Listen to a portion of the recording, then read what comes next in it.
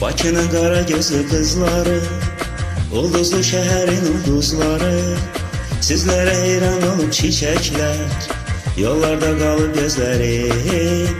Sizlərə heyran olub çiçəklər, yollarda qalıb gözlərim.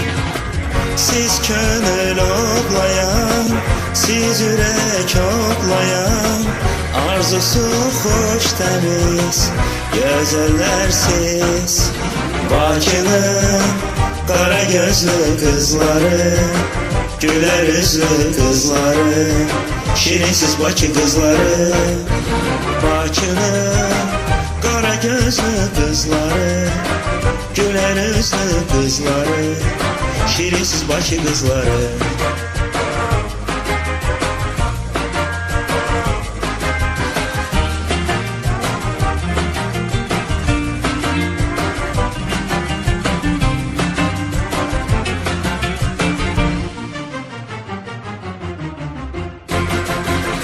Gəzib çox şəhərlər görmüşəm mən, baxıb çox gözəllər görmüşəm mən.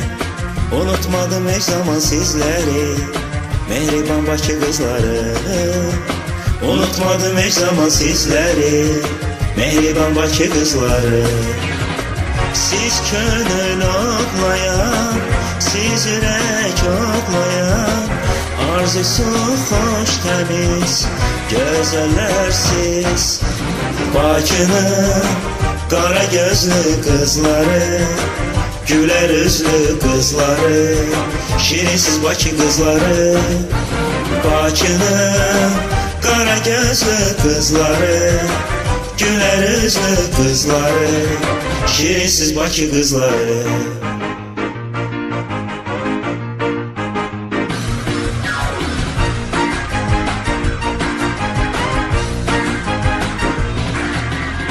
Bakının qara gözlü qızları, ulduzlu şəhərin ulduzları, sizlərə heyran olub çiçəklər, yollarda qalıb gözlərim.